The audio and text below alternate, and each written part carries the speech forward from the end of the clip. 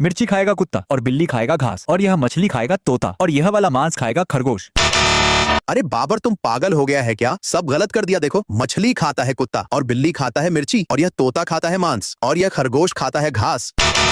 अरे शुभमन तुम भी गलत कर दिया। देखो, कुत्ता खाता है मांस और बिल्ली खाता है घास और यह तोता खाता है मछली और यह वाला खरगोश खाता है मिर्ची।